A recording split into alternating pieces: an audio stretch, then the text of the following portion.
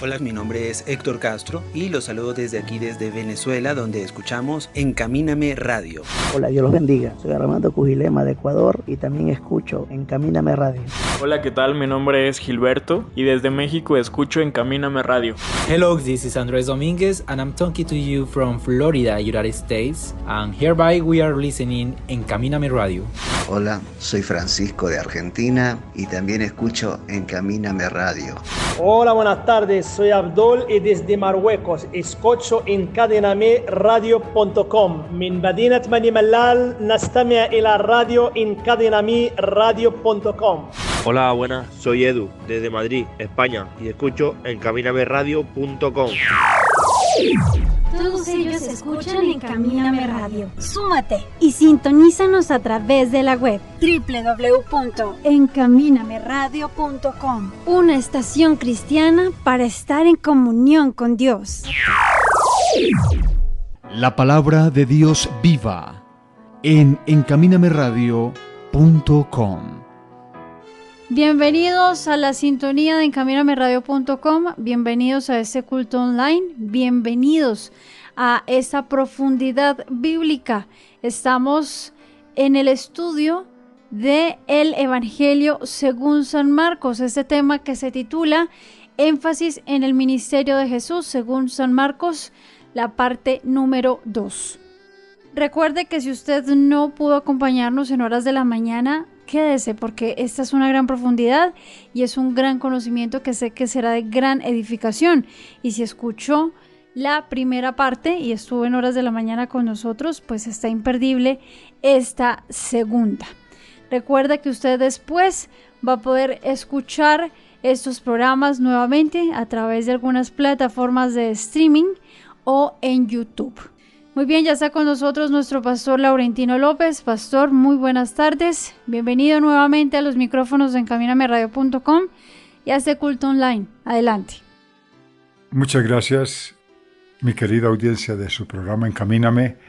Estamos hoy muy atentos para continuar esta enseñanza tan maravillosa que nos da en el día de hoy. Un saludo a todos los lugares a donde van estas ondas para saludarlos atentamente, cordialmente e invitarlos para que continuemos esta apasionante historia del libro de Marcos que nos ayuda a comprender cómo debemos evangelizar, cómo debemos interpretar la obra de Dios. ¿Qué quería Marcos enseñarnos con respecto a ese libro? ¿Por qué fue el primer libro que se habló dentro de los evangelios del Señor Jesucristo? ¿Por qué fue el más corto? ¿Qué fue lo que Marcos señalizó? Y Juan Marcos fue no fue uno de los 12 discípulos, pero acompañó a Pablo en el primer viaje misionero y él estuvo presente. Hubieron entre ellos divisiones, hubieron desacuerdos y esto sucedió en los cristianos en Roma, donde se escribió el Evangelio. Ahí fue donde se llevó bien esta carta escrita para señalizar la obra de Marcos. Y el Imperio Romano estaba para ese entonces bajo el imperio de Tiberio César, el imperio donde se hablaba no solo un idioma, sino contaba con un excelente sistema de transporte y comunicaciones. Además, estaba maduro para escuchar el mensaje de Jesús, el cual se expandió con rapidez de provincia en provincia y luego de nación en nación. La necesidad de un pueblo para poder divulgar el Evangelio, la necesidad de un pueblo para poder ser vocero de las buenas nuevas, es importantísimo la maduración, es decir, madurar. Entender bien la obra de Jesucristo y practicarla, porque las personas que no la practican, las personas que no la conllevan, las personas que no lo llevan, estas tienen sus dificultades. Entonces, la idea sobre este marco histórico es comprender que la enseñanza de Marcos es con el fin de identificar la obra maravillosa del Señor Jesucristo, identificar el inicio y todo lo relacionado porque lo que habla Marcos, haciendo un recuento desde esta mañana, cuando escuchamos la primera enseñanza, luego con la segunda, es porque Marcos no habla del nacimiento de Jesús, pero habla, y el comienzo es del Evangelio con la predicación de Juan el Bautista. Ya explicamos en la primera hora por qué lo hizo, y de ahí que rápidamente por el bautismo de Jesús, la tentación en el desierto y el llamado a sus discípulos, Marco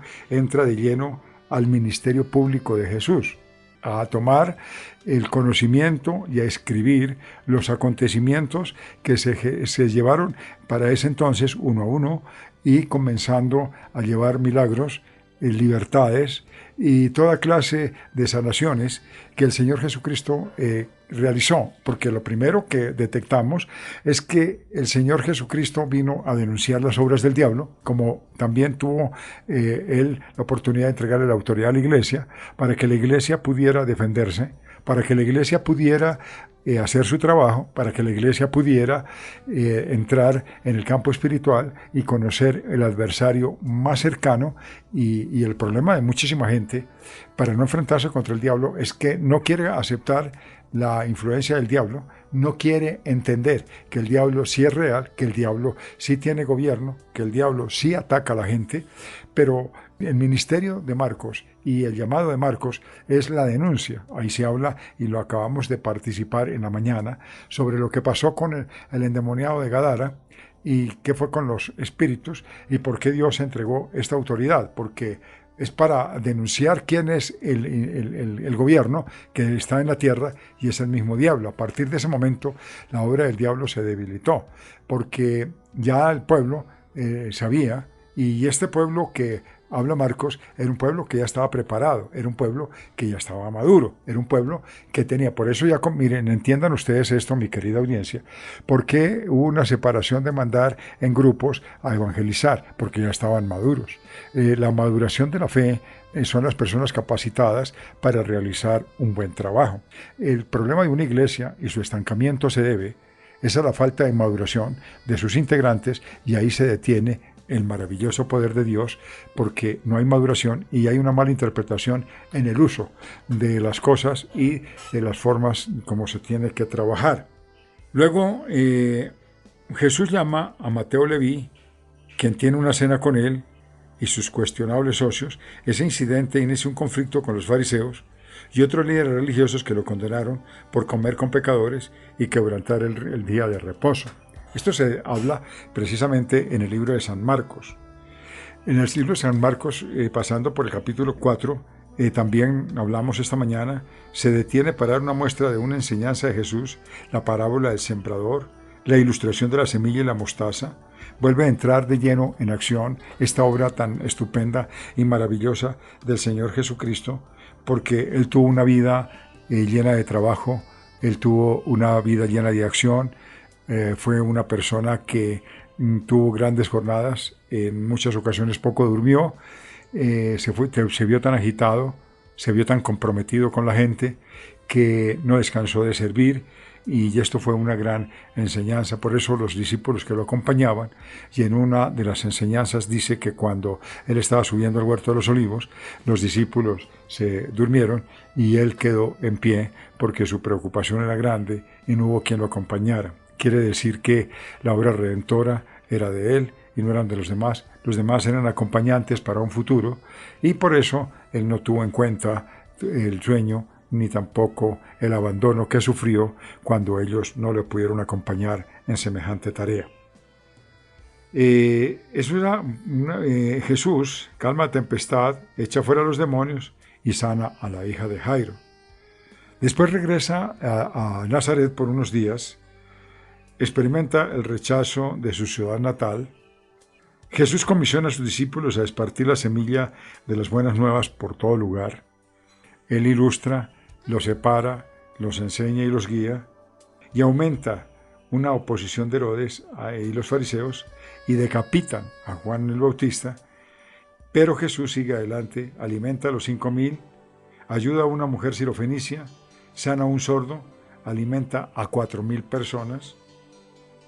Como les hacía referencia histórica. Una fue en Judea, la otra fue en un pueblo que era gentil. Y ahí la diferencia, aunque algunos eruditos señalan como si fuera un mismo milagro, pero no, porque son dos en diferentes lugares y todo indica que fueron las circunstancias y las cantidades no son coincidentes. Entonces, esto nos hace pensar que fueron dos lugares completamente diferentes. Jesús demostró que de inmediato, cuando el Señor Jesucristo vino, la gente, muchos de los que estaban con él, no entendían ni la misión del Señor Jesús. Después de la transfiguración, demostró que no entendieron la misión de Jesús. Eso fue realmente un hecho importantísimo en la historia, pero que no fue definida por los que lo acompañaban. Después continuó el Señor enseñando, sanando y confrontando a los fariseos en cuanto al divorcio, al joven rico acerca de la vida eterna y al ciego Bartimeo que recibe sanidad. Estos acontecimientos se desarrollan con rapidez. Fue algo rápido, fue algo veloz. La Santa Cena, la traición de Cristo, la crucifixión, la resurrección, representan, junto con las más dramáticas enseñanzas del Señor Jesucristo. El Señor Jesucristo, la señalización del libro de San Marcos, es que Jesucristo es el Hijo de Dios. En Marcos Jesús demuestra su divinidad por derrotar a la enfermedad, a los demonios y a la muerte. Ese es el punto fundamental, porque más adelante la misma palabra nos señala que todas las potestades antagónicas de las tinieblas están sujetas a Él. Pero para que estén sujetas a Él tiene que tener autoridad sobre ellas. No se podría solamente asignar a una persona para darle una oportunidad en un cargo si no es merecedor. El primer espacio que muestra el Señor a través de la Biblia es que Él tiene la autoridad sobre los demonios, porque para que se sujetaran tienen que respetarlo, tienen que saber quién es Él, qué poder y qué importancia tiene. Ese es uno de los factores más importantes. Y sobre la muerte. Y tiene poder sobre la muerte porque Él resucitó. Cuando Él murió, resucitó y venció a la muerte. Eso dejó claro en toda su enseñanza que el único que tiene potestad sobre la muerte es el Señor Jesucristo. Aunque tenía el poder para ser rey en la tierra, ¿qué sucedió con el Señor Jesucristo? Que su decisión era obedecer al Padre y hacer un acto tan glorioso de misericordia y de amor que era morir por nosotros. Cuando el Señor Jesucristo se levantó entre los muertos, demostró que era Dios, que podía perdonar los pecados y que tiene poder para cambiar nuestras vidas. También demuestra que es Dios. Si confiamos en su perdón, podemos comenzar una nueva vida con Él como nuestro guía. Recuerden ustedes que hay que aceptarlo como nuestro Señor, pero cuando se trata de nuestro Señor, no es una palabra agregada como Salvador, es una responsabilidad de que tenemos que someternos al Señor. El Señor es aquel quien Él mismo nos da autoridad, aquel mismo que nos da normas de ley, el mismo que nos guía nuestras vidas, el mismo que a nosotros nos da esperanza, pero que al mismo tiempo nos juzga, que al mismo tiempo nos insta al perdón, al mismo tiempo nos enseña que fue su obra redentora y por lo tanto Él es nuestro Salvador. Todo esto es como nuestro guía. ¿Qué sucede? Que una de las cosas más importantes que nos enseña y que la forma como Él manejó las cosas fue que se cumplieron las profecías del Antiguo Testamento al venir a la tierra. Pero no vino como el rey conquistador que la gente pensaba, que la gente hacía sus ideas y que tal vez pensaba en algún momento que esto iba a suceder. Y habló de Dios y también sanó a todos los que estaban a su alrededor. Es dar la vida en sacrificio por los pecados y realizó un acto supremo de servicio. Bueno, este es el abrebocas que vamos a compartir hoy, pero también quiero decirles que conmigo está en la compañía, como suele hacerlo cada vez que llevamos estos mensajes, nuestro hermano David Felipe, que es la persona que nos acompaña con los versículos bíblicos, que él también tiene su programa que el Señor le ha permitido llevar. Los invito para que ustedes lo escuchen, y son reflexiones, estas reflexiones que son importantes escucharlas, son importantes prestarles atención, porque nos ayudan a comprender muchas cosas de la vida, respuestas en momentos críticos, que nos enseñan cómo reflexionar en determinado momento, porque las circunstancias son variadas y son de difícil manejo en algunas ocasiones, y algunas nos abruman y otras tratan de ahogarnos, pero siempre el Señor, a través de estas reflexiones, siempre nos dará una respuesta. Así que bienvenido a los micrófonos, hermano David, y un saludo para toda la audiencia. Amén, gloria a Dios por esta tarde. Y bueno, pues también una bienvenida a todos los hermanos que se conectan, que aún así los que estuvieron por la mañana y también están por la tarde, bienvenidos. Los nuevos también, que hasta ahora se conectan y no pudieron estar por la mañana, bienvenidos. Y un saludo para todos y cada uno de ellos. Pastores, levitas también, que se me había olvidado también saludarlos. Igualmente un saludo a cada uno de ellos. Y bueno, qué bueno volver a estar otra vez con ustedes compartiendo estos maravillosos versículos y estar también compartiendo con ustedes esta predicación. Así que para todos ustedes un fuerte abrazo y Dios los bendiga. Mi querido hermano David Felipe, gracias. Estamos atentos porque hablando sobre el libro de San Marcos, Marcos se refiere en este libro. Es que hay algo muy interesante que podemos encontrar en los evangelios sinópticos, y es que cada uno habla de un tema que destaca. El destacar más importante en el evangelio de San Marcos, según lo que estamos refiriéndonos, se trata de los milagros, de las sanidades, porque es que no se trata solamente de tomar ese patrón.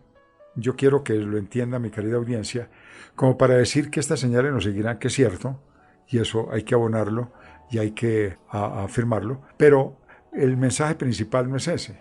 El mensaje principal que tiene la enseñanza de San Marcos es que Dios sí tiene poder sobre la muerte y sobre la vida y sobre todo lo creado, que Él tiene la facultad para darnos respuestas de muchísimas índoles, porque Él conoce lo que es presente, lo que está por venir, y tiene completamente retenido el pasado de cada uno.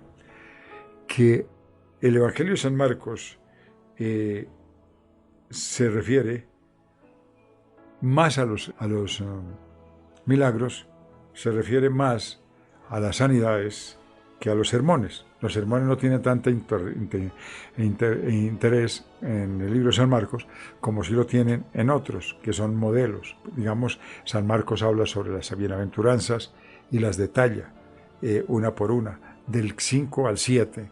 Son completamente enseñanzas primordiales en el libro de Mateo, capítulo 5 al 7, son solo sermones que el Señor dio y principios de ley para práctica de todos los que lo escuchaban. Entonces, lo más importante es que se ve que Jesús es un hombre de muchísimo poder y de muchísima acción, para que asimismo el pueblo pueda confiar y pueda tener claro quién es nuestro Creador, por qué tiene todo poder sobre la enfermedad, tiene todo poder sobre la muerte y tiene todo poder sobre los demonios, y enseñar quién era Él a los discípulos, que en verdad era Dios. Esta es una de las características de nuestro carácter. Cuando el Señor cumplió las profecías que estaban escritas en el Antiguo Testamento, y los profetas hablaron en diferentes sitios, en diferentes años, y todas las profecías atinaron para cumplimiento en la dispensación de la gracia, 400 años después de la época de Malaquías, corrobora y enseña también que todos nosotros debemos de estar dispuestos para servir a Jesús, nuestro Dios, y a nuestros semejantes. En el reino de Cristo, y la verdadera grandeza se muestra en el servicio y en el sacrificio. Hoy la gente ha invertido los valores por la leudación de los conceptos cristianos. Si se trabaja, se critica. Si se permanece mucho tiempo en la iglesia, se critica porque piensa que la gente se va a morir de hambre. La gente se le ha metido en la cabeza que la única forma de vivir es cuando tenemos trabajo y cuando tenemos seguridad en lo que es terrenal. No porque esto Dios no lo haya dado como a un destino y de una probabilidad afirmada para que los que creen y los que necesitan tengan un medio de vivir, sino que lo que importa aquí es cómo el Señor está permitiendo que las personas que tenemos la fe, las personas que andamos siguiendo a Cristo, tenemos la posibilidad de confiar en Él y que esta es una profesión y que el Señor está con nosotros, que el Señor nos guarda, que el Señor nos ayuda, que el Señor nos provee, que el Señor nos paga. Esto es porque hay mucha gente incrédula y dentro de la iglesia piensan que por servir a Dios, ¿qué hizo Él y qué fue la enseñanza? Cuando salieron los 70, lo primero que les advirtió y les prohibió era que cargaran provisiones, porque eso negaría la fe, negaría que Dios, y no mandó a uno, sino mandó a 70. Eso quiso decir, el número 70 es un número infinito que determina la raíz y que por lo tanto representa muchísimo. Esto significa que representa toda la humanidad sobre la tierra, que Él puede atendernos, Él puede guiarnos, Él puede sustentarnos y Él puede para nosotros proveernos de lo que necesitamos, pero solamente tengamos fe y tengamos confianza en que Él nos ayudará. Ese es el principio que habla. La verdadera grandeza nuestra está en el servicio y en el sacrificio que nosotros hagamos por Jesús. La ambición, amor, el amor al poder o a las posiciones jamás deben de ser nuestra motivación, porque esto es perecedero. Esto es lo que queda. Esto es lo que envanece, pero que no podemos trasladar a la salvación. En cambio, debemos de trabajar en la obra de Dios porque le amamos, porque nos espera un galardón. Mientras más convencidos estemos que Jesús es Dios, mayor veremos el poder y su amor en todo lo que es relacionado. Algo que nosotros no entendemos y algo que debemos de identificar, y vale la pena hablar sobre el tema, es algo que no podemos pasar por alto. Cuando Pablo habló en el libro de los Corintios, capítulo 13 y versículo 11, hace una comparación. La comparación ya la vamos a leer para darnos una idea de qué es el amor, qué es lo que Dios nos enseña a través de Jesucristo, el verdadero amor. Capítulo 13, versículo 11. Amén. Dice así 1 Corintios capítulo 13, versículo 11. Cuando yo era niño, hablaba como niño, pensaba como niño, juzgaba como niño, mas cuando ya fui hombre, dejé lo que era de niño. Esta alegoría que habla el Señor Jesucristo compara el amor inmaduro y el amor maduro, utilizando esta alegoría de un niño y un hombre. En el versículo 12 lo explica. Dice así también el versículo 12. Ahora vemos por espejo, oscuramente, mas entonces veremos cara a cara. Ahora conozco en parte, pero entonces conoceré como fui conocido. Hay un desarrollo, hay un crecimiento. Nuestro amor debe de ir creciendo hasta llegar a ser amor que está cara a cara, que se conoce por completo, no tiene fallas y además abunda. En la iglesia primitiva siempre se presentaba los espejos porque los espejos eran como una obra de arte. Estos se fabricaban en plata o se fabricaban en bronce. Se hacían figuras y se moldeaban y se le daban una figura muy bonita porque era adorno para las mansiones y para todos los sitios donde se podían exhibir. Pero las características que mostraban los espejos era que no se veía claramente en la actualidad, y por eso viene esa alegoría, para mostrar que no se veía claramente. Por ende, conocían sus rostros a la perfección, claro que sí. A veces hasta se veían aplastados en la forma como el espejo lo mostraba. Se mostraba. Yo una vez presenté una enseñanza del espejo, y el espejo sí tiene que ver mucho, porque el espejo es como parte del reflejo de nuestra vida, es como el reflejo de todo lo que nos pasa, y es tan borroso que no puede conocerse con exactitud. Y es una imagen cuya cámara no enfoca bien, de acuerdo a la época y lo que estábamos refiriéndonos con los versículos que estábamos acabando de leer. Es algo que no nos puede mostrar algo con precisión. Por más que nos miremos detenidamente, es lo mismo que nada, porque por más que intentemos capturar, es imposible. El amor maduro es como verse cara a cara. Pregunta, ¿se imaginan lo conmovedor e impactante que debe ser el rostro de Dios absoluto? Si solo con el sol nos encandilamos, ¿cómo será verlo a él cara a cara? Bien, si bien, es imposible.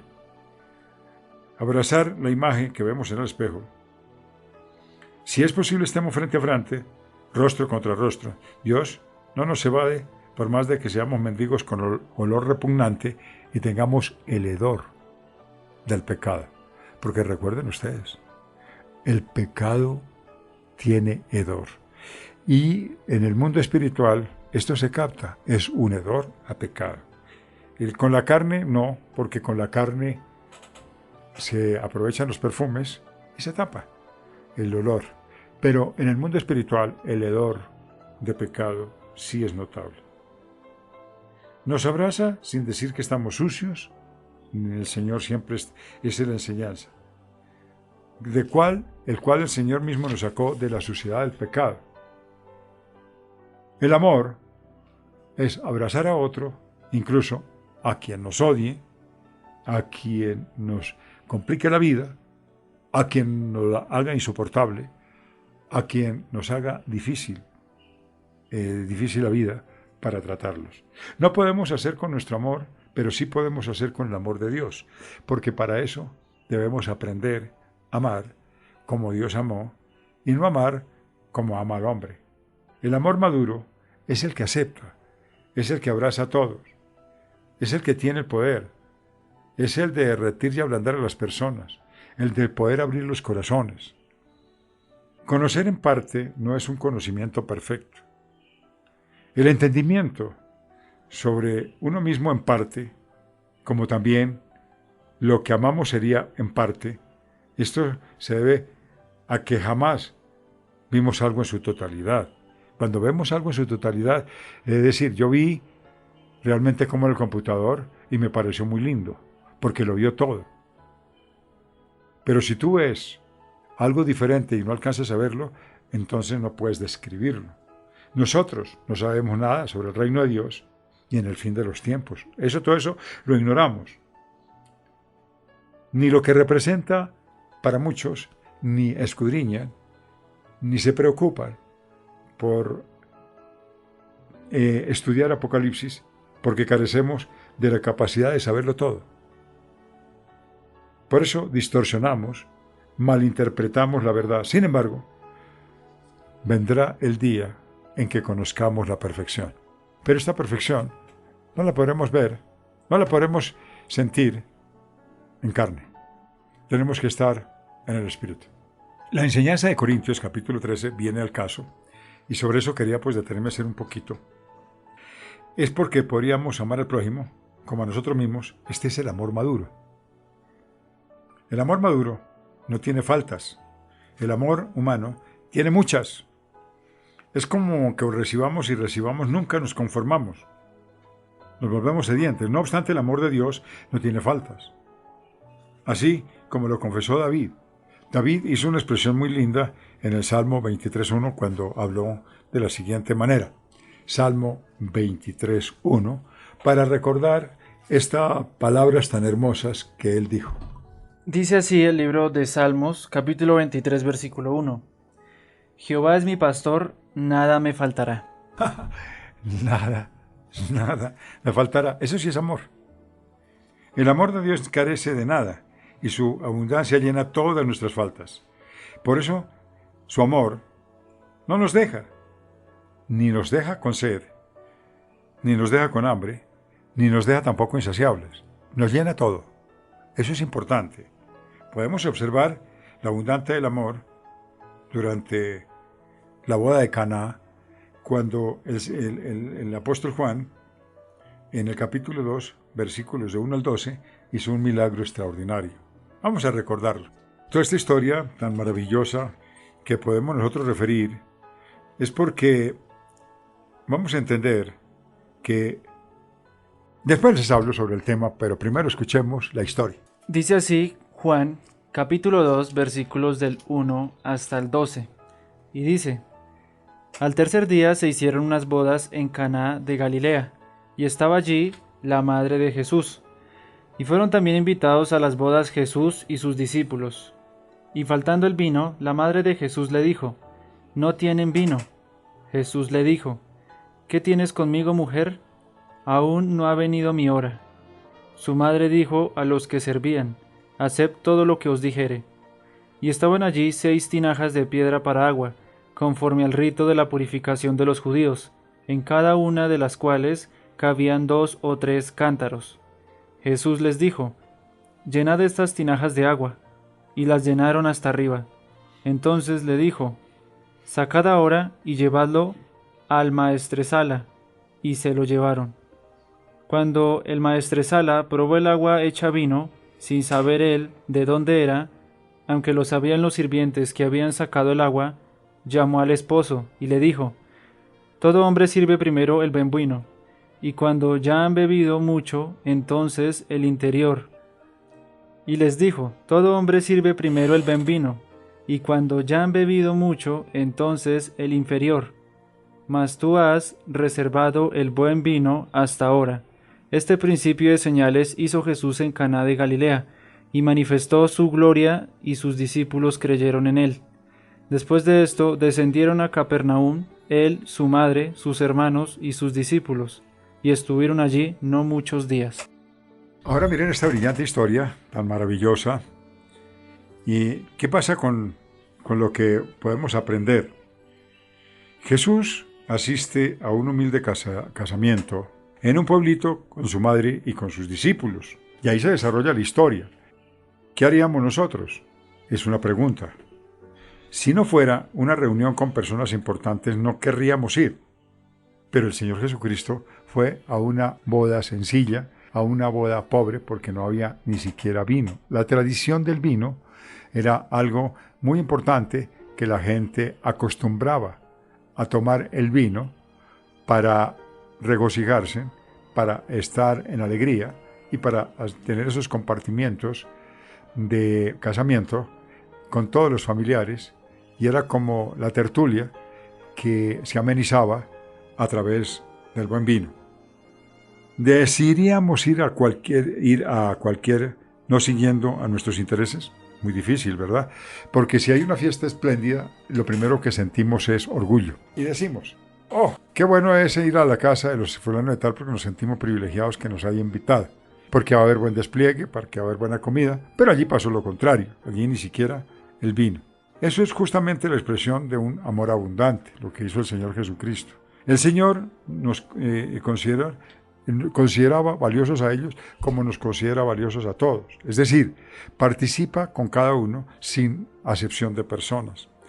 Seamos de la ciudad o seamos de un pequeño pueblo, seamos de un corregimiento, seamos de cualquier parte, seamos influyentes o no, tengamos dinero o no, siempre se nos acerca con abundante amor. Esta es una historia maravillosa, es una historia bella que nos enseña de la vida, cómo debemos nosotros actuar frente a los demás. Cuando se acabó el vino, ¿qué hizo el Señor Jesucristo? No hizo nada para llamar la atención. No dijo, yo soy el duro, yo soy el creador, yo soy el Hijo de Dios, voy a hacerles un milagro. No, miren ustedes que la historia, de acuerdo a lo que ustedes reléala, y miren que ya se enteraron muchísimo, sino que Él se acercó y en un acto de amor. Hay muchos alcohólicos que dicen, no, pero es que el Señor hizo vino para emborrachar, puro cuento. Es una forma de aceptar el vicio, legalizándolo, para que diga que el Señor Jesucristo lo hizo porque también fue un borracho empedernido y perdido. Lo que sucede es que cuando no se tiene el Espíritu Santo, se hablan sandeces, se hablan cosas que no son, pero hay que tener paciencia y ayudarles a las personas para que entiendan que van por un camino equivocado, que el carácter del Señor Jesucristo no es eso. Para eso tenemos un poquito de todo y hablar de las características del Señor. ¿Qué pasó? Que cuando se acabó, no hizo nada para que llamara la atención, no, sino que simplemente le dijo a los siervos que llenaran las jarras con agua y transformó eso de una manera sencilla. Espera, no hizo con una vara mágica como hacen los hechiceros y conjuran al diablo y hacen rituales y sacan. Simplemente hizo lo que tiene que hacer. Traigan las tinajas, llénalas de agua, y el Señor le dijo, esto se ha convertido, así como hizo con el hombre. Hágase esto, hágase lo otro, como hizo la iniciación del universo, hágase las aguas, hágase la corriente de los días, hágase la separación de las aguas, hágase los árboles, hágase los animales, hágase todo. Esa es una maravilla lo que el Señor puede hacer. Eso quiere decir que corrobora el poder, la omnipotencia, el poder de Dios hecho hombre, venido a la tierra, Emmanuel, Dios hecho hombre. Les dijo a los siervos que llenaran las jarras con agua y los transformó en vino. Lo hizo para que el nuevo matrimonio no sintiera vergüenza ante sus invitados y dijera, se nos acabó el vino, no tenemos que tomar, pobrecitos, ¿y ahora qué hacemos? El Señor Jesucristo pensó en eso, no pensó fue en emborracharlos, como dicen los alcohólicos, ni pensó en nada, sino era una tradición. Ni la tradición del vino siempre ha existido, desde la época de Noé, cuando se descubrió que la fertilización, fermentarlo, y todo lo demás podía causar. Pero el vino completamente fresco, hecho y tomado de las uvas, sin fermentación, ese no produce ninguna clase de borrachera. El amor maduro es aquel que llena la falla, es el que llena la falla, es el que llena la falta, es el que llena lo poco que hace falta, hace que abunde y sobre. El amor así rescata a su prójimo del peligro y lo protege de la dificultad. Bueno, podemos continuar y seguir agregando en esta hermosa historia. Y esta hermosa historia nos dice de aquí en adelante, y vamos a participarlo, ¿qué nos enseña? ¿Qué nos dice? ¿Quién soy? ¿Quién dicen que soy? En el capítulo 8, versículo 27. Y le voy a pedir, hermano David, que por favor nos ayude con dos lecturas, el 8:27 y el capítulo 9. Amén. Dice así Marcos, capítulo 8, versículo 27. Salieron Jesús y sus discípulos por las aldeas de Cesarea de Filipo, y en el camino preguntó a sus discípulos, diciéndoles, ¿quién dicen los hombres que soy yo? Y dice así el capítulo 9. También les dijo, de cierto os digo que hay algunos de los que están aquí que no gustarán la muerte hasta que hayan visto el reino de Dios venido con poder. 6 días después, Jesús tomó a Pedro, a Jacobo y a Juan, y los llevó aparte solos a un monte alto, y se transfiguró delante de ellos, y sus vestidos se volvieron resplandecientes, muy blancos, como la nieve, tanto que ningún lavador en la tierra los puede hacer tan blancos. Y les apareció Elías con Moisés, que hablaban con Jesús. Entonces Pedro dijo a Jesús, Maestro, bueno es para nosotros que estemos aquí, y hagamos 3 enramadas, una para ti, otra para Moisés, y otra para Elías. Porque no sabía lo que hablaba, pues estaban espantados. Entonces vino una nube que les hizo sombra, y desde la nube una voz que decía, Este es mi Hijo amado, a él oíd. Y luego, cuando miraron, no vieron más a nadie consigo, sino a Jesús solo. Y descendiendo ellos del monte, les mandó que a nadie dijesen lo que habían visto, sino cuando el Hijo del Hombre hubiese resucitado de los muertos. Y guardaron la palabra entre sí, discutiendo qué sería aquello de resucitar de los muertos. Y le preguntaron diciendo: ¿por qué dicen los escribas que es necesario que Elías venga primero? Respondiendo él, les dijo: Elías a la verdad vendrá primero, y restaurará todas las cosas. Y como está escrito del Hijo del Hombre, que padezca mucho y sea tenido en nada. Pero os digo que Elías ya vino, y le hicieron todo lo que quisieron, como está escrito de él. Esto es tan interesante que vale la pena pues hacer un pequeño comentario. Este capítulo, primeramente vamos a participarlo y vamos a llevarlo de la siguiente manera, recordando la enseñanza del capítulo 8, versículo 27. La pregunta es: ¿quién dicen que soy? Bueno, además de las señales que el Señor Jesucristo demostró que Él era el Mesías, era el prometido, era el que tomaba el cuerpo glorificado en el monte de la transfiguración. En el monte de la transfiguración. Este era un gran acontecimiento que anuncia la muerte y la resurrección del Mesías. Esto tenía mucho que ver porque en el capítulo 8, versículos del 27 al 38, nos habla sobre el tema. Vamos a tomarlo para poder darnos cuenta y entender un poco más el libro de Marcos, qué nos quiere decir el mensaje, y ustedes muy atentos, vamos a escucharlo. Amén. Dice así Marcos capítulo 8, versículos 27 al 38. Salieron Jesús y sus discípulos por las aldeas de Cesarea de Filipo, y en el camino preguntó a sus discípulos diciéndoles: ¿quién dicen los hombres que soy yo? Ellos respondieron: unos, Juan el Bautista; otros, Elías; y otros, alguno de los profetas. Entonces él les dijo: ¿y vosotros, quién decís que soy? Respondiendo Pedro, le dijo: tú eres el Cristo. Pero él les mandó que no dijesen esto de él a ninguno. Y comenzó a enseñarles que le era necesario al Hijo del Hombre padecer mucho, y ser desechado por los ancianos, por los principales sacerdotes, y por los escribas, y ser muerto, y resucitar después de 3 días. Esto les decía claramente. Entonces Pedro le tomó aparte y comenzó a reconvenirle. Pero él, volviéndose y mirando a los discípulos, reprendió a Pedro diciendo: quítate delante de mí, Satanás, porque no pones la mira en las cosas de Dios, sino en la de los hombres. Y llamando a la gente y a sus discípulos les dijo: si alguno quiere venir en pos de mí, niéguese a sí mismo y tome su cruz y sígame. Porque todo el que quiera salvar su vida la perderá, y todo el que pierda su vida por causa de mí y del Evangelio la salvará. Porque ¿qué aprovechará el hombre si ganare todo el mundo y perdiere su alma? ¿O qué recompensa dará el hombre por su alma? Porque el que se avergonzare de mí y de mis palabras en esta generación adúltera y pecadora, el Hijo del Hombre se avergonzará también de él cuando venga en la gloria de su Padre con los santos ángeles. Ahora podemos entender, después de este glorioso acontecimiento, se anuncia la muerte y la resurrección del Mesías. Él mismo lo habla. Pedro, quien había confesado quién era el Cristo, no entendía el padecimiento que debía de sufrir. De ahí vienen sus palabras. Eso nos pasa a nosotros. Andamos en los caminos y hay cosas que no entendemos. Nos falta lo que se llama maduración. Hay que madurar. Hay que tener en cuenta porque el fracaso de la vida y el fracaso de seguir en fe es precisamente la falta de maduración. Es la falta de comprensión hacia las cosas porque no tenemos la paciencia.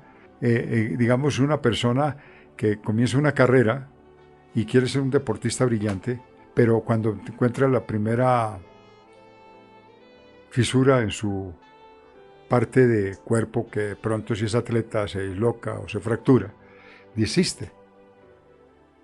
Y esto no le ayuda a continuar para proseguir a la meta.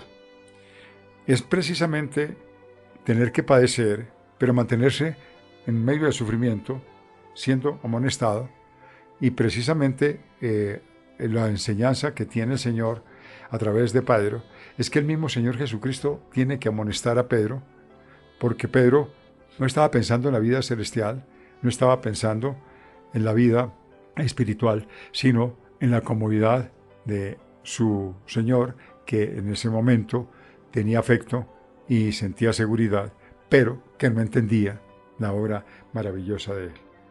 Jesús toma un camino muy lejano a la gloria mesiánica que los judíos estaban esperando, y esto hizo controversia entre el pueblo y hizo posible que muchos no entendieran, y que aunque el Señor Jesucristo era conocedor, les explicaba, pero muchos de ellos no entendían.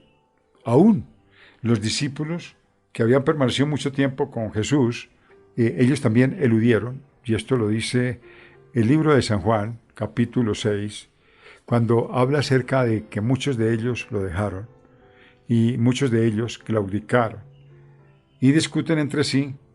Más atrás dice también que discutían entre sí quién era el mayor de los discípulos del glorioso Mesías. Sin embargo, Jesús cambia la definición por una palabra mayor, que es cuando les enseña algo que solamente los que son como niños, que no conocen la soberbia, que no se dejan dominar por el orgullo, son los que van a entrar en el reino de Cristo, a diferencia de los discípulos que estaban imaginando que Jesús anuncia su muerte en la cruz. Ellos estaban pensando completamente diferente. Eso nos pasa dentro de una iglesia. Mientras que no se madure, mientras que no se tenga claro la realidad de las cosas, siempre vamos a correr riesgos, siempre vamos a estar con dificultades para entrar en el reino de los cielos. Jesús anuncia su muerte en la cruz. Además, no tiene ningún interés en aumentar su poder, ni armar una organización secreta, ni hacer confabulaciones contra el Estado, ni erigirse como un gran caudillo para sacarlos adelante. Eso no era lo que él estaba haciendo. El pueblo se hacía sus propias ideas y divulgaban sus propias historias, pero no era realidad. Ustedes saben que en una iglesia, ¿qué es lo que se hace? La gente crea sus propias fantasías, crean su propio credo, crean su propia forma y manifestación de decir, de hablar o de expresar las cosas que son de Dios. No todas porque tengan razón ni porque vayan en un orden, sino porque individualmente cada persona como lo percibe, cada persona como lo analiza, cada persona como lo comprende, así lo habla. ¿Por qué? Porque no se dan cuenta del alcance de sus palabras ni de las confusiones que pueden traer versículos mal entendidos y enseñanzas malversadas, que también son plasmadas en los oídos de mucha gente, pero malversadas como cuando se hablan y se dicen de otra manera. Por lo que si no se oponen a ellos, podrían ser considerados muy blandos, porque piensa muy diferente a los discípulos.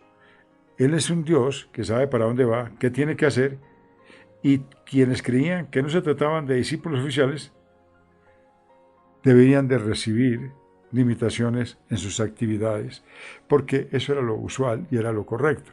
Entonces aquí se despierta una gran confusión. Vamos a tomar una enseñanza que nos da la Biblia en el capítulo 10 del libro de San Marcos. Dice así Marcos, capítulo 10, versículos del 1 en adelante. Levantándose de allí, vino a la región de Judea y al otro lado del Jordán, y volvió el pueblo a juntarse a él, y de nuevo les enseñaba como solía. Y se acercaron los fariseos y le preguntaron, para tentarle, si era lícito al marido repudiar a su mujer. Él, respondiendo, les dijo, ¿qué os mandó Moisés?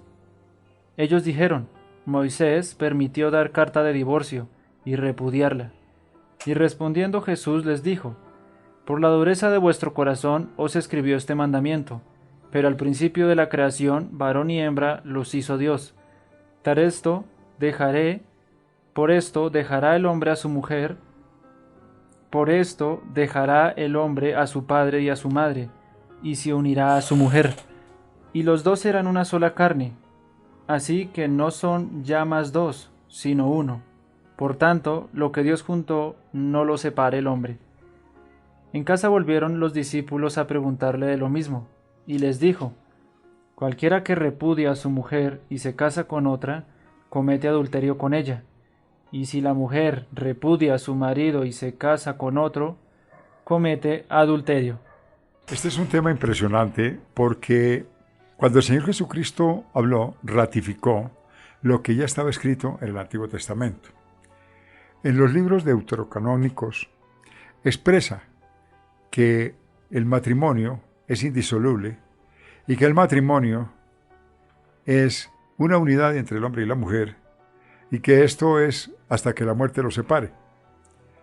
Estos principios que el Señor Jesucristo dijo públicamente son normas de ley dadas a los hombres para que se cumplan. Hoy el hombre, a través de todo lo que se habla, con todo lo que se dice, han modificado las normas y la gente entra en la nueva modernidad y diciendo que son de espíritu libre, que son de mente abierta, y lo único que se puede considerar, sí, tiene un espíritu libre hacia el pecado, tiene una mente abierta hacia el pecado, pero Dios quiere regularlo, pero solamente lo regula a través de la norma de ley, y si nosotros no la llevamos, pues entonces no vamos a participar de su reino.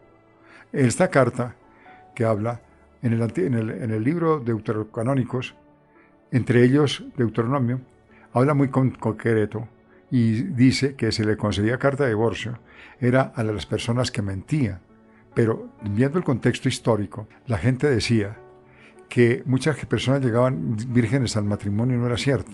Ya habían tenido experiencias sexuales.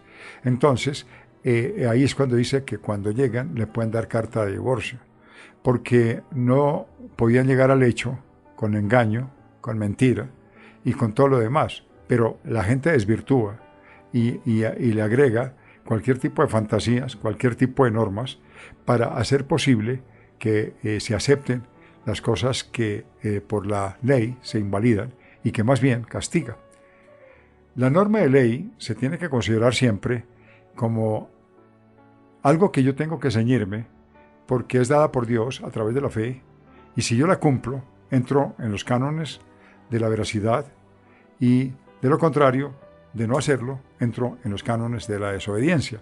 Y precisamente estas cartas que acabamos de ver, que Jesús se dirige hacia la religión de Judea, al otro lado del Jordán, el objetivo principal del Señor Jesucristo era llegar a Jerusalén. Una gran multitud de personas le siguen a todas partes, pero vienen aquí en acción, y están en acción los fariseos. Los fariseos tratan de tentarle con el tema del divorcio.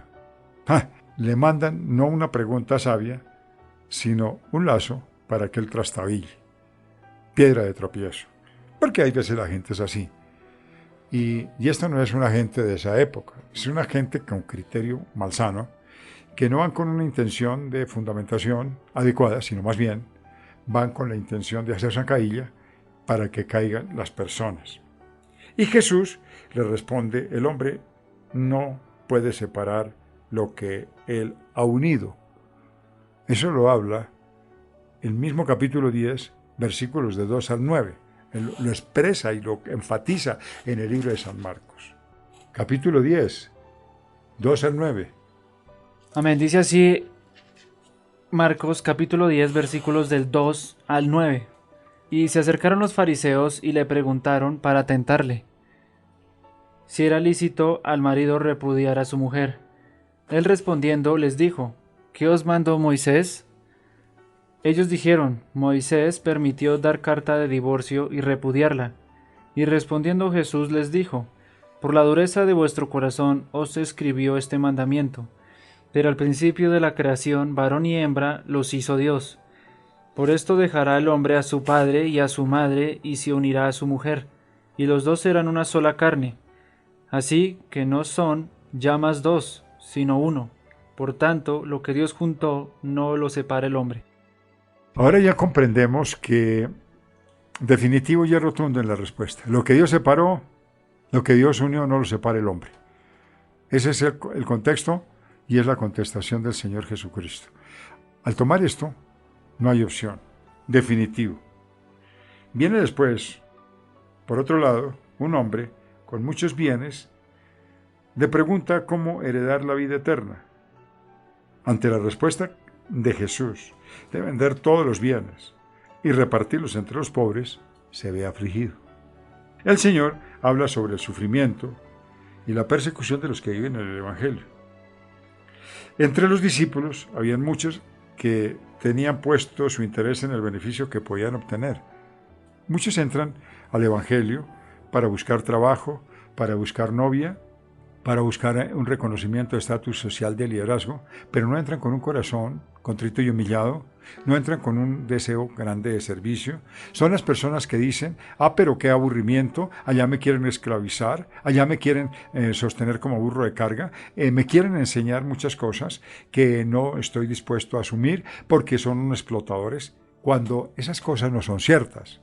Lo cierto de la enseñanza de Cristo es que nosotros debemos de tener mucho esfuerzo, debemos de tener muy buena voluntad para vivir la fe conforme el Señor nos demanda, por amor a otros, por amor a su obra y por la proyección de su obra evangelizadora para el mundo entero.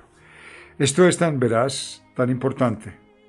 El Señor habla sobre el sufrimiento, la persecución de los que viven por el Evangelio.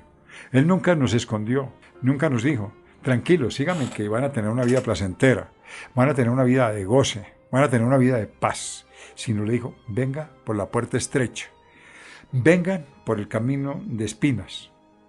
El Señor nunca nos mintió, pero lo que sí nos se congratuló, y nos congratula a todos nosotros, es que después de esfuerzo, después de una fe férrea, después de un esfuerzo grande, con la dirección del Espíritu Santo, podemos alcanzar la salvación, y eso nos da paz, benignidad, templanza, mansedumbre, paciencia, amor y fe. Entre los discípulos habían muchos que tenían puesto su interés en el beneficio de lo que podían obtener. Jesús les dice a ellos que Él no ha venido a ser servido, sino venir a servir y dar vida en rescate de muchos. Es decir, los desarma completamente. Le dijo, mis muchachos, si ustedes vienen a seguirme a mí por interés, si ustedes vienen para sacar partido, se equivocaron. Porque si ustedes me van a seguir, ustedes tienen que trabajar conmigo y tienen que servir a los demás. Y si ustedes quieren convertirse en el líder, tienen que servir a todos los demás. Ahí es cuando viene el meollo de la dificultad del creyente. Quiere el beneficio, quiere buscar a Dios, quiere buscar la salvación, pero no quiere que sea Jesús su Señor. Y su Señor es obedecerlo, su Señor es acatar todas las normas de la ley y ponerlas por obra. Esa es nuestra dificultad.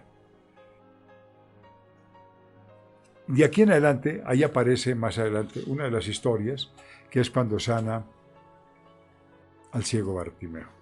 Muy bien, aún cuando continúan habiendo discusiones sobre causas del trágico accidente del Titanic, de ese barco tan voluminoso, ese barco tan grande, del Titanic, a nivel mecánico y científico, porque eso se habla todavía aún.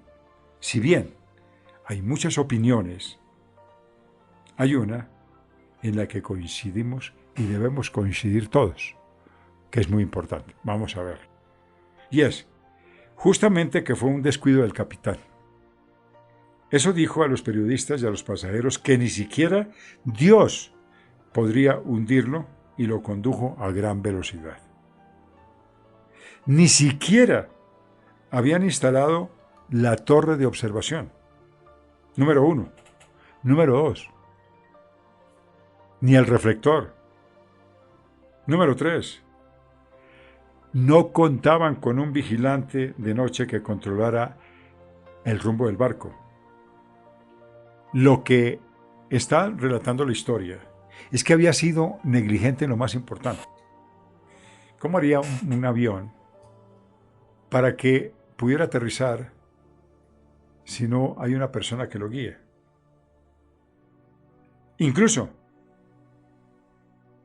cuando llegaron a la Iceberg, sostuvo que esto no era un problema para el Titanic. Lo que tendría que haber hecho antes de que fuera tarde era cambiar la dirección del barco.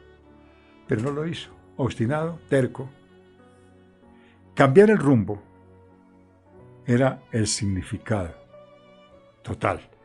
En la vida, cambiar el significado de la vida es llegar a arrepentirse.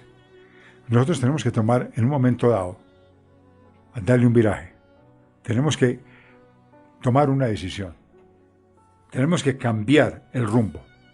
Y es necesario llegar al arrepentimiento que Jesús y Juan, el Bautista, proclamaban. Si esos principios no están en nuestra vida, vana es nuestra fe. El mensaje principal del Evangelio es de que Jesús es el Mesías y Cristo. Para creer en Jesús, que es nuestro único y suficiente Salvador, debemos abandonar nuestra fe en nosotros mismos y los dioses que nos acompañan. Porque hay muchos dioses que tenemos. Y pregúntese, ¿cuáles son los tuyos? En el instante en que confesamos, solo Jesús es el Salvador de mi vida y Señor, comienza la salvación que Dios considera justa y en el momento de la satisfacción del Evangelio. Una pregunta para ustedes, mis hermanos. ¿Ustedes van a detener el barco que está cometiendo el error de invadir todas las señales que eran necesarias, sin dirección, sin luz, sin guía? ¿Que iba a toda velocidad? Harás un giro, siguiendo de guía al Salvador, y harás un nuevo intento, e iniciará un nuevo viaje hacia el reino de Dios. Si cambias el rumbo de vida, es arrepentirnos y creer que Jesús es el capitán de nuestras vidas. Eso es creer en el Evangelio de Dios. Cuando nosotros hablamos de todo lo que el libro de San Marcos enseña, lo primero que notamos en los versículos, en los capítulos iniciales, es que el mismo Señor Jesús llama a Simón, a Andrés, a Jacobo, a Juan, y ellos lo siguen inmediatamente. Estando él en Capernaum, el Señor enseña sobre el día de reposo, cuando un hombre con espíritu inmundo da voces y Jesús echa fuera al espíritu inmundo, fuera de la sinagoga. El maestro sana a la suegra de Simón y todos los endemoniados y todos los enfermos. Es decir, lo que se relata en los versículos y en el Evangelio de según San Marcos, lo que más enfatiza son los milagros. Pero la idea que siempre nos hemos guardado y que nos da el Señor a conocer a través de lo que escribe Marcos es que Dios tiene el poder sobre la enfermedad, sobre la muerte, y todas las cosas que parecen extranaturales son creadas por Dios para beneficio de su pueblo, solo que debemos creerlo y esperar en Él. Este es uno de los propósitos más importantes. Él hace muchas cosas impresionantes y vamos a mirar una bonita historia que quiero subrayarle a toda la audiencia, y es la de Gray Phillips. Este hombre tenía una riqueza y un estatus social alto y asegurado. A los 20 años le ofrecieron un empleo en una gran empresa y en su camino al trabajo vio a un hombre acostado en el suelo. Escuchen bien, un hombre acostado en el suelo, pero extrañamente, ese día no podía seguir de largo. Entonces se acercó y le preguntó: «¿Jesús, eres tú? ¿Jesús, eres tú?» Gray sabía que no era Jesús. Sin embargo, tenía una fuerte certeza de que Él estaba allí. Cuando nosotros hablamos, debemos de tener certeza a quién nos referimos. Y volvió a preguntar, Señor, ¿estoy siguiendo el camino incorrecto que solo vive por lo material? Y Jesús le respondió claramente, así es, yo le dije hace mucho. Ese mismo día Phillips cambió el propósito de la vida y se metió de lleno en las actividades para ayudar más a los necesitados. ¿Alguna vez te has preguntado cuál es el motivo de tu vida?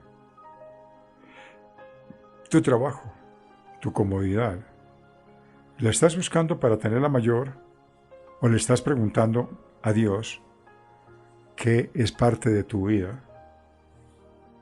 Que Dios es parte de tu vida en Cristo Jesús.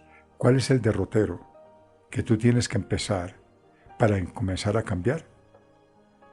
¿Has preguntado si realmente el camino que llevas es el correcto? ¿Qué es lo que nos narra la historia? ¿Le has preguntado a su Señor si lo está haciendo por la vanagloria de la vida? Y el momento en que tú lo entiendas, entonces vas a darle un viraje completamente. ¿Y qué hizo Phillips? Que cuando él entendió el mensaje, construyó 2 iglesias y a los 84 años,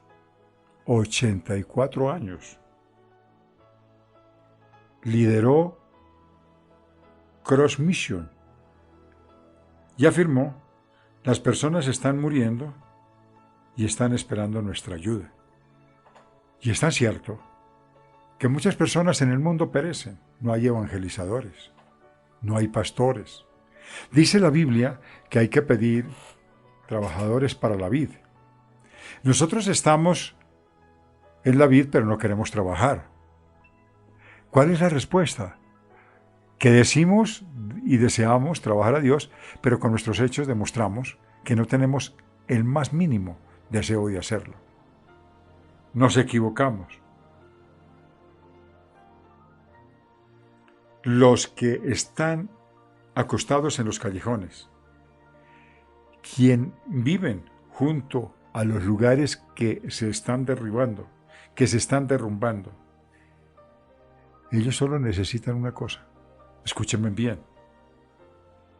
que Jesús, que fue el que murió en la cruz por ellos y que nos ama, Jesús que vino a este mundo abandonado de toda la gloria del cielo para encontrar las almas perdidas.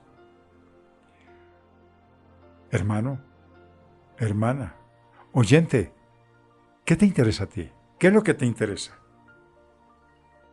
¿Qué es lo que más te interesa? ¿Acaso es como Pedro, a quien solo le interesa pescar?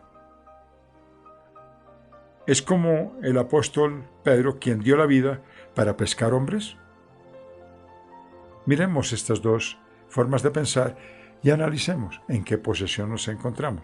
¿Somos como Pedro, que solo sabemos una profesión pescar? ¿O somos como Pedro, que dio su vida por pescar hombres? Pregúntese.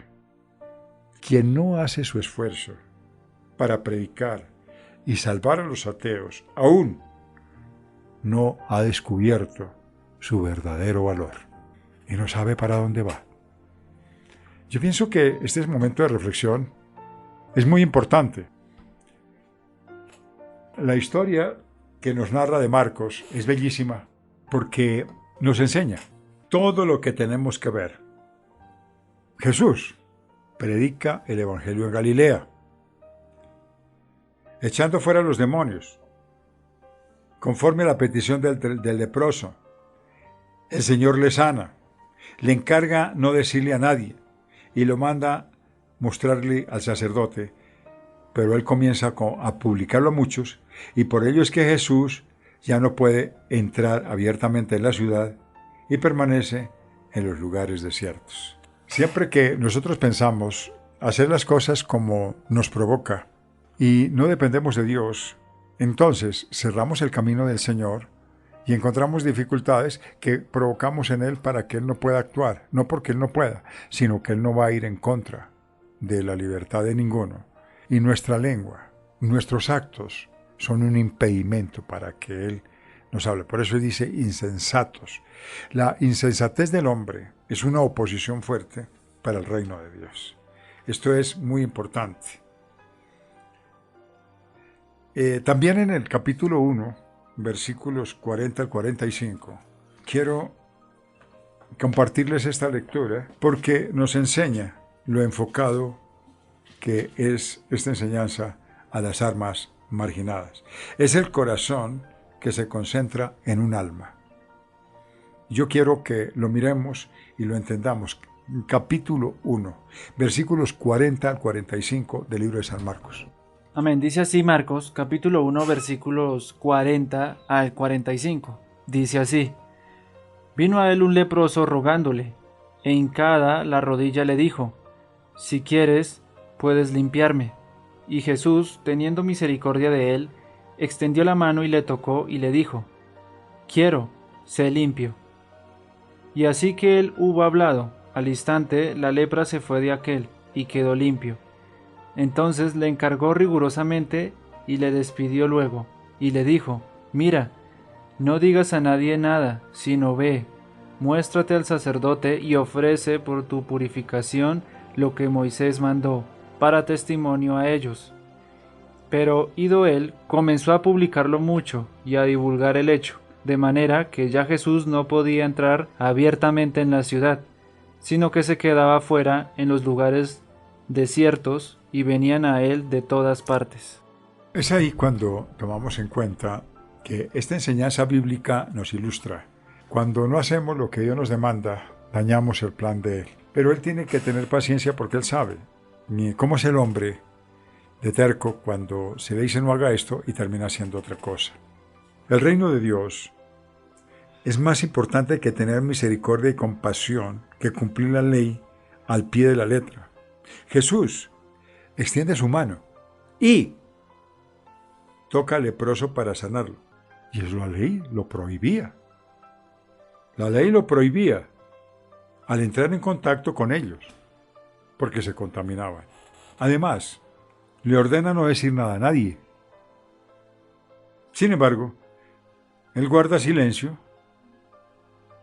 Antes bien, lo anuncia a muchos, por lo que el ministerio de Jesús se ve limitado. Esto es muy importante aprenderlo porque Dios dice que Él no quiere ninguna clase de sacrificios. Él quiere obediencia, porque Él se mueve a través de la obediencia del creyente. Quizá haya personas que criticaron a Jesús porque tuvo contacto con el leproso, porque la ley lo prohibía. La mayoría de personas, cuando hablan del versículo, se enfocan en la sanidad del leproso y no muestra el interés de entender el Evangelio y de consagrarse como discípulos del Señor. Porque una persona que quiere actuar, que quiere servir, se tiene que despojar de cualquier cosa que considere que es nociva, que no es buena y que le trae dificultades. Sin embargo, Jesús, en medio de esta enseñanza, toma ese riesgo, no le importa. Siente misericordia hacia el leproso, se acerca, le pone la mano y lo sana. Porque estas personas en su época eran consideradas inmundas por la sociedad. No hay nada más importante que la salvación de las almas. Esta enseñanza va precisamente el corazón que se concentra en una alma. En un alma. Una noche de nieve, un doctor partió una aldea para ir a visitar a un enfermo a domicilio. Pero era imposible hallar casa en ese pueblo sin luz o lámparas que guiaran el camino. Así que fue a la primera casa y les dijo: me dirijo a una consulta urgente. Me dirijo a una persona necesitada, urgente, pero no veo el camino. No lo veo, muy oscuro. Le agradecería mucho a ustedes si encienden la lámpara y llaman a su vecino para que se unan y me puedan iluminar, porque voy a visitar a un necesitado y necesito de la unidad para que me presten su luz. El anhelo del doctor era tan grande, era tan importante para salvar una vida, que tocó los corazones y las casas inmediatas, seguidamente, prendieron las luces para alumbrarlo. De la misma manera, cada iglesia debe mantener su luz encendida para las almas que se van apagando. Cada alma que se va apagando necesita una luz prendida para que siempre se vea por dónde se transita. Un día me llamó un anciano con quien me llevo muy bien, diciéndome: le recomendé su iglesia a un matrimonio que anda perdido por una herida. Ustedes deben comprender que una herida es una herida del alma. Una herida puede ser ocasionada por el no perdón. Una herida puede ser ocasionada por el sufrimiento. Puede ser ocasionada por el rechazo. Puede ser ocasionada por el desdén. Así que recíbolos con mucho cariño. Cuando recibo este tipo de llamados, mi cuerpo se llena de emoción. Claro que se llena de emoción. Que Dios me envíe una nueva alma significa que me está dando un nuevo deber, me está dando una nueva responsabilidad, me está dando la posibilidad de apacentar una alma. Llegó el fin de semana y los esperé 30 minutos antes de la entrada. Sin embargo, no vinieron. Mi esposa me dijo: creo que Dios espera que oremos mucho más antes de recibir un nuevo miembro. Lo que primero nos enseña es la presentación adecuada en una oración para poder atender, para poder recibir las almas. Por eso, debemos de estar con vigencia, todo momento orando, toda en la casa de Dios orando y ayunando. Oro con el corazón de que a quien anhela un alma perdida, para apacentarla, para guiarla y para llevarla a la salvación, presentarla ante Dios. Oro para poder servir a esa oreja perdida con alegría, como lo hizo el Señor Jesús. Yo pienso que uno de los aspectos más importantes del Evangelio es eso. Vamos a aprender la autoridad para perdonar los pecados, y eso está escrito en el segundo capítulo del libro de San Marcos, capítulo 2, versículos del 6 al 12. Amén. Dice así Marcos, capítulo 6, versículos del 6 hasta el 12. Dice así: estaban allí sentados algunos de los escribas, los cuales cavilaban en sus corazones. ¿Por qué habla este así? Blasfemias dice. ¿Quién puede perdonar pecados, sino solo Dios? Y conociendo luego Jesús en su espíritu que cavilaban de esta manera dentro de sí mismos, les dijo: ¿por qué caviláis así en vuestros corazones? ¿Qué es más fácil decir al paralítico, tus pecados te son perdonados, o decirle, levántate, toma tu lecho y anda? Pues para que sepáis que el Hijo del Hombre tiene potestad en la tierra para perdonar pecados, dijo al paralítico: a ti te digo, levántate, toma tu lecho y vete a tu casa. Entonces él se levantó enseguida, y tomando su lecho, salió delante de todos, de manera que todos se asombraron y glorificaron a Dios diciendo: nunca hemos visto tal cosa. Una doctrina sana, una doctrina bien centrada, una doctrina que lleve un fundamento cristiano auténtico, Tanto el perdón de los pecados como de la sanidad, ambos son milagros que solamente Dios puede obrar. No se trata de malversarla, leudarla y dejarla en la condición que cada uno lo pueda hacer presentando un evangelio que denigre, que desvirtúe la verdadera obra del Señor, porque las personas que Dios libertó, las personas que Dios obró en milagros, ellos estaban designados desde antes de la creación del mundo para que Dios pudiera glorificarse en estos actos. No fue algo dirigido a priori, no fue algo manejado por emoción, sino que ya estaba predeterminado. Lo primero que cada persona tiene que pensar es si lo que yo voy a hacer está en la voluntad de Dios, porque aunque Dios hace todo este tipo de cosas, hay que preguntarle a Él qué está en su voluntad. Porque una persona que puede estar enferma se puede levantar del lecho por la sanidad y luego perderse, porque sus pies van presurosos hacia el mundo y aunque conoce de las cosas de Dios, no está de acuerdo con los juicios, no los acepta, no los tiene presentes, no tiene la fe para cambiar y por lo tanto se está convirtiendo en una dificultad para su propia vida. Lo que podemos apreciar de esta enseñanza es que los milagros solamente los puede hacer Dios, pero también en la voluntad de Dios. Sí es cierto que Él nos sana, es cierto que nos liberta, pero recuerden que la expresión que siempre el Señor Jesús utilizó fue: ¿quieres ser sano? ¿Quieres ser libre?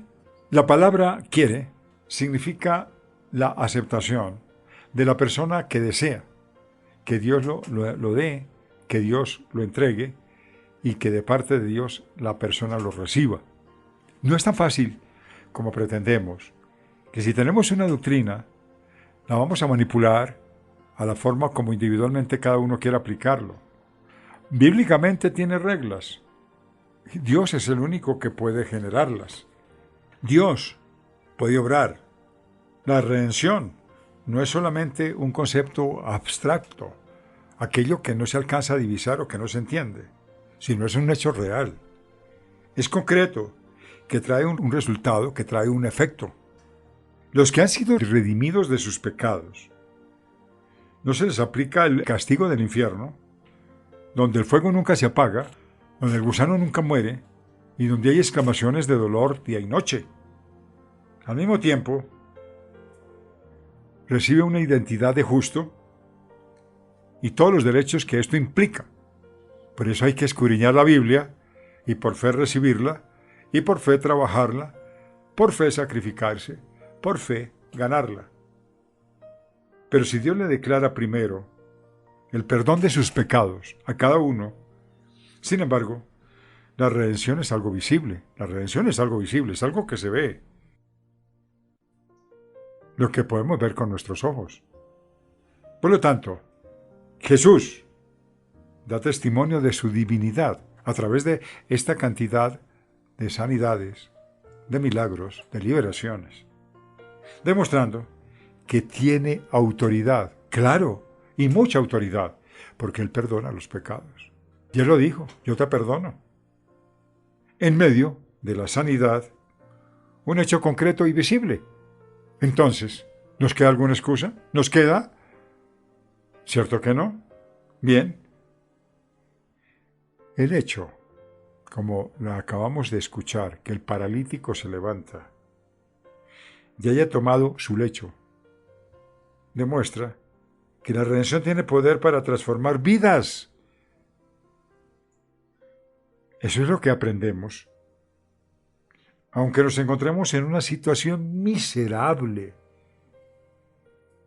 sin esperanza, el Evangelio siempre nos dará nuevas esperanzas.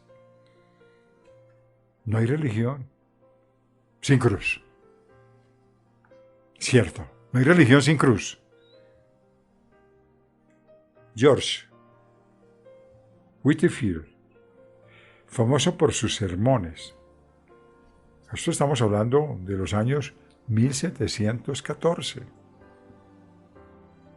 Al aire libre, que exigían un reavivamiento de la llama del Espíritu en Inglaterra. Visitó a Escocia. Una multitud de todas partes se movilizó para escuchar su sermón sobre el final. Cuando Whitefield comenzó a proclamar la redención de la cruz y la gracia del pecado, se escuchaban llantos por todas partes. Al finalizar, la mayoría se fue, menos un caballero que seguía arrodillado. Era profesor de un seminario teológico que confesó llorando: enseñé miles de veces,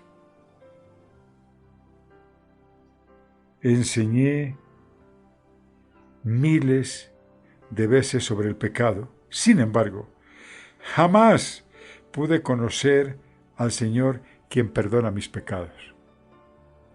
Oigan bien, nunca pude sentir de corazón que la sangre que Él derramó perdona mis pecados. Es decir, jamás había sentido el perdón de Jesús en su vida.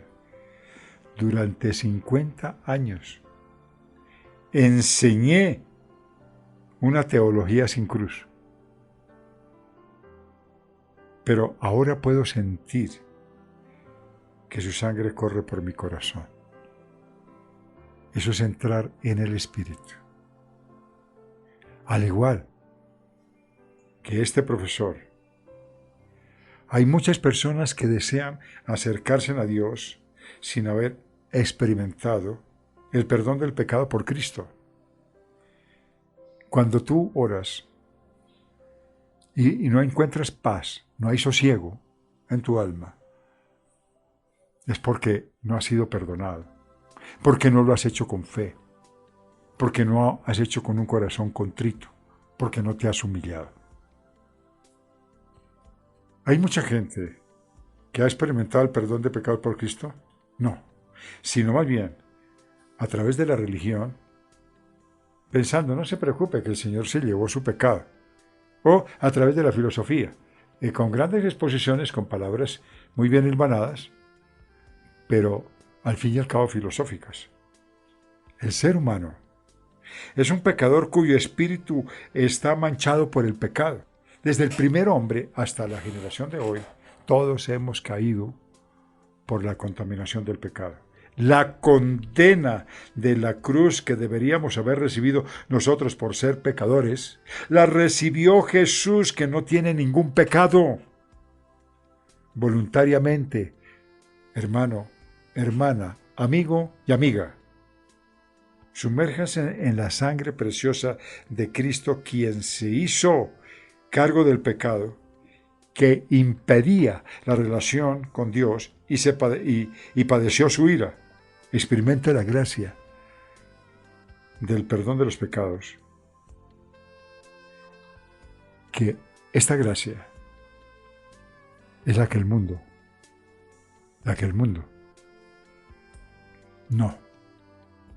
no puede dar. Tomando en cuenta, todos debemos de aprender a deshacernos de los viejos valores. Esto significa muchas cosas. A menudo, corrientemente, podemos ver cómo aceptan el Evangelio y viven una nueva era, aún con los viejos valores. Atendamos bien, escuchemos bien, vamos a discernir bien y muy atentos para aprender. Corrientemente, podemos ver cómo aceptan el Evangelio muchas personas y viven una nueva era. Son contemporáneos, alegres, pero aún con sus viejos valores. Escuchan, sí, los nuevos preceptos en los sermones y en tiempos devocionales se vuelven y continúan siendo como antes. ¿Qué importa que tú enriquezcas tu vida? ¿Qué importa que tú seas atento a la modernidad si no has generado ni permites que haya un cambio en tu vida? Es lo mismo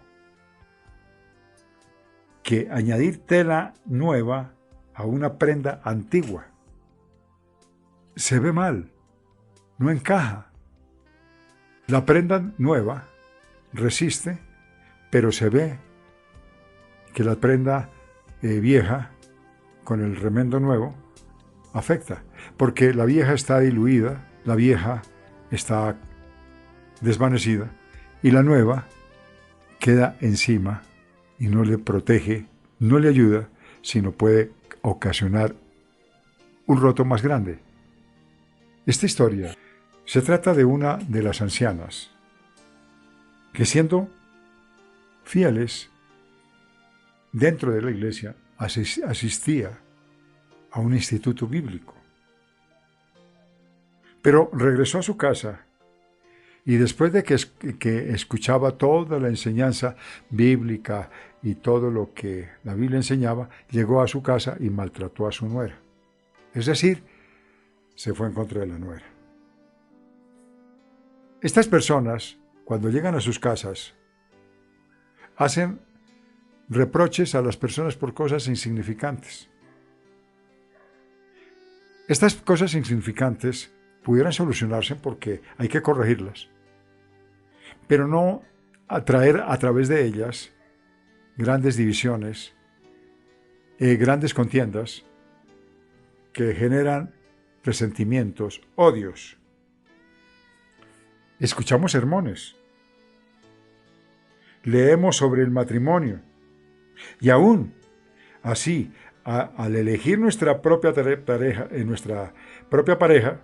tenemos más en cuenta factores como: si no tiene un buen empleo, ¿de qué voy a vivir? Si no tiene una buena casa, ¿en dónde voy a estar? Si no tiene una apariencia agradable y no es bien presentado, pues me van a decir que yo escogí el adefesio más feo. Y si no tiene un estatus social, pues van a decir que es una persona del común. Predicamos, sí, claro, y ayudamos como si fuéramos a amar a todos. No obstante, no podemos dejar al lado de los sentimientos por las ciudades por donde vinimos, y a los momentos de elegir al pastor discutimos si es este, si es aquel, y si es de aquella provincia, si este hace, si este no hace, porque todo lo queremos a nuestra manera, pero nunca elegimos lo que Dios quiere que nosotros tengamos. ¿Cómo pretendemos si nosotros nos estamos deshaciendo de los viejos valores? Es la forma que la vida se nos presenta, es la forma que nos desempeñamos, es la forma que nos desarrollamos y es la forma que nosotros hemos aprendido. Si no nos despojamos por estos antiguos valores, seguimos teniendo que los nuevos grupos se separan y no se preserva el Evangelio, porque nuevas modernidades, nuevas formas, nuevas libertades, y no nos estamos nosotros quitando esos viejos valores. Si aceptamos los nuevos preceptos, debe de esforzarse por cambiar el odre, dice la Biblia, porque el vino en odre viejo es necesario traer uno nuevo. Una persona que busca la manera de predicar, una persona que buscó la manera de predicar, alquiló una casa de un ateo, diciéndole que sería mucho más económico que el valor del mercado si asistía a la iglesia con él. El hombre aceptó, fue con su familia y comenzó a creer en Jesús. Obviamente, no debemos exigir fe, no, pero según la forma que este hombre enseñó, abandonó su derecho para poder predicar y de este modo dejar a un lado todo lo que es mío por el reino de Dios, es la explicación de verter un nuevo vino en un nuevo odre. Es imposible de realizar con los preceptos que antes teníamos. Es decir, hacer las cosas en su respectivo orden, pero con la renovación que el Señor nos demanda. Esto es muy importante porque de esto aprendemos.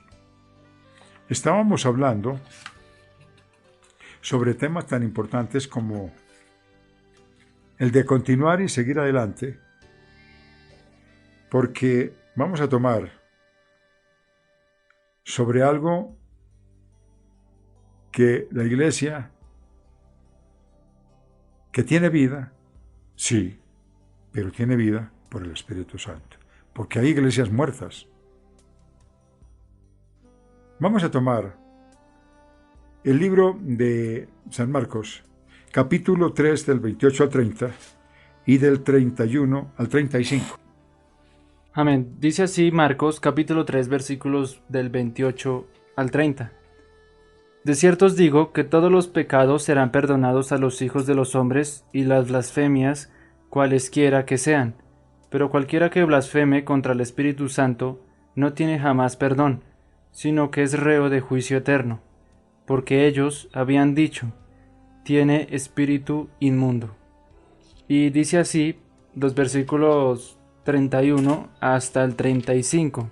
Dice de la siguiente manera: Vienen después sus hermanos y su madre, y quedándose afuera enviaron a llamarle. Y la gente que estaba sentada alrededor de él le dijo, tu madre y tus hermanos están afuera y te buscan. Él les respondió diciendo, ¿quién es mi madre y mis hermanos? Y mirando a los que estaban sentados alrededor de él, dijo, he aquí mi madre y mis hermanos, porque todo aquel que hace la voluntad de Dios, ese es mi hermano, y mi hermana, y mi madre. Bueno, lo primero que aprendemos de esta enseñanza es que no importa lo grave ni lo pestilente que sea el pecado que la gente haya cometido, que nosotros hayamos tenido que pasar. Si lo confesamos a Cristo, al Señor, y le pedimos perdón, Él ni se acordará de nuestros pecados y transgresiones. En el libro de los Hebreos, capítulo 10, versículo 17, nos recuerda esto. Hebreos, capítulo 10, versículo 17. Dice así Hebreos, capítulo 10, versículo 17. Añade, y nunca más me acordaré de sus pecados y transgresiones. Lo que importa y lo que acabamos de asumir y de asentar por la palabra es que el Espíritu Santo siempre estará obrando a favor de nosotros, para que entendamos que hay pecados en nosotros y nos arrepentamos, de manera que podamos recibir al Señor Jesucristo como nuestro Salvador. Sin embargo, nuestro corazón, oiga bien, está tan endurecido que hace caso omiso a la guía del Espíritu Santo. Y rechazamos a Jesús hasta el final. No recibiremos salvación. Jamás. Tampoco alcanzaremos la salvación, no. Esa es la mayor afrenta al Espíritu Santo, porque el Espíritu Santo no puede obrar, no puede estar con nosotros. Los versículos que acabamos de participar en el libro de Marcos, capítulo 3, 31 al 35, a diferencia de la familia carnal, Él señala la espiritual, con quienes compartimos la misma sangre. Esa es la carnal. La familia de fe está compuesta precisamente con los que creen en Jesús, conforme a la voluntad de Dios, que es lo que expresa los versículos que acabamos de compartir y que nos da la palabra de Dios en el libro de San Marcos, capítulo 3, 31 a 35. La voluntad de Dios es eterna. Jesús dice que los que están presentes, he aquí mi madre y mis hermanos, no porque sea en vano la relación filial o que Él está desechando, no, está haciendo es una comparación. Los hermanos en la fe son con nosotros más sensibles a las necesidades espirituales porque en ellos podemos compartir, podemos orar, podemos entender los rechazos, las dificultades. Hablamos el mismo tema porque tenemos la misma familia, lo que no podemos hacer por la vía consanguínea. Es la forma que actúa la familia espiritual en el reino de Dios. La verdadera y eterna familia está compuesta por los hijos de Dios, que confiesan a Dios como Padre, que es lo que nos enseña la palabra. Vamos a los nuestros, y aunque ellos son de unión carnal y tenemos en común la consanguinidad, la parte de la fe, somos personas no compatibles, somos personas rechazadas por ellos mismos y no podemos expresarlo porque lo que hablamos para ellos es locura. No es compatible, no lo podemos entender. Dios fue el que formó a la comunidad denominada Iglesia. La Iglesia es el conjunto de personas que se reúnen en un templo como socio para continuar con la obra de Jesucristo, para consumar su voluntad a través de su gloria, envió al Espíritu Santo.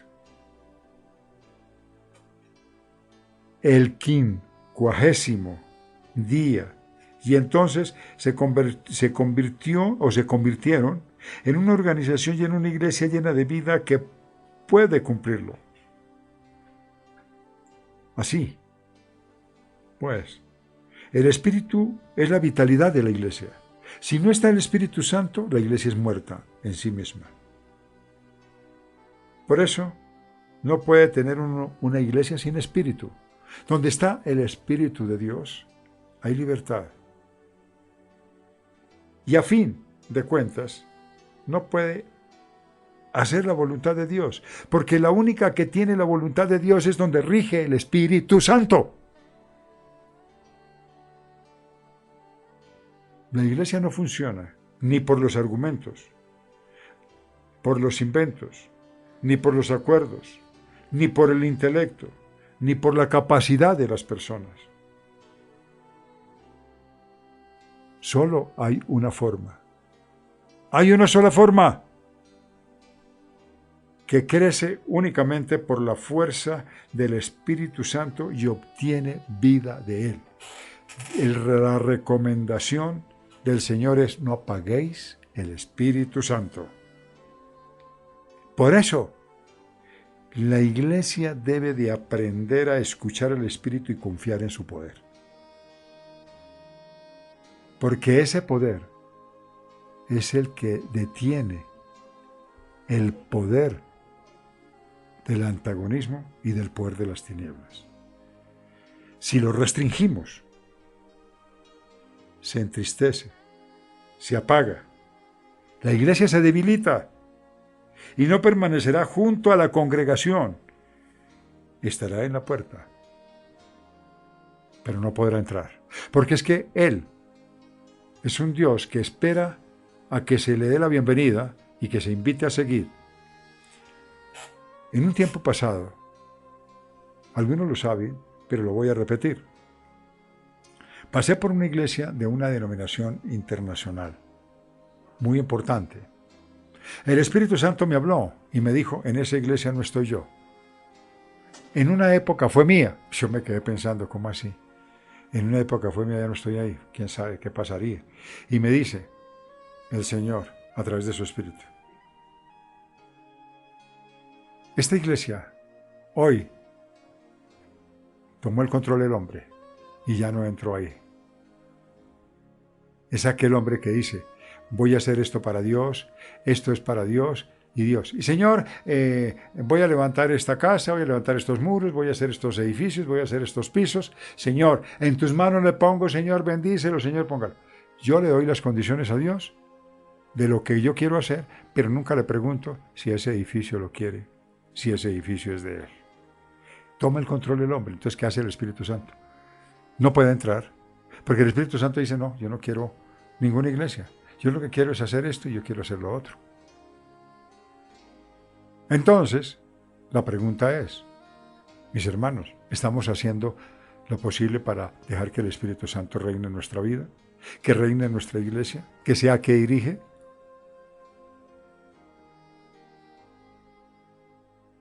Porque la iglesia se debilita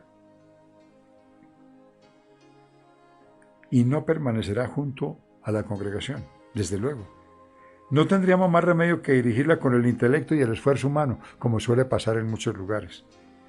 A utilizar la autoconmiseración, como llegó un pastor de una ciudad costera de Colombia, lo conocí, y cuando él estaba en la cama, estaban los fieles alrededor de la cama, diciéndole que tuviera valor, que tuviera paciencia, porque resulta que ya unos días y no estaba la esposa, y este hombre, sin el espíritu, estaba diciendo que estaba sufriendo, que le faltaba el calor de hogar, que le faltaba el calor de la familia, y que realmente necesitaba de compañía. Entonces, en lugar de apacentar al pueblo, en lugar de llevarle un mensaje, el pueblo lo estaba apacentando, el pueblo lo estaba ayudando. El Espíritu Santo pasa a ser Señor de todo hasta alcanzar toda la capacidad y la sabiduría que necesitamos. Desde la conformación de la iglesia hasta las decisiones sobre los ministerios. Él es el que se encarga de señalar en la Biblia, este va a ser este va a ser lo otro. La elección de los trabajadores nos guía en todo, en la expansión del reino de Dios, la formación del trabajador y del ayudante que necesitamos. Es por eso que debemos escucharlo, tener sensibilidad, recibirlo siempre con agrado y obedecerlo por completo.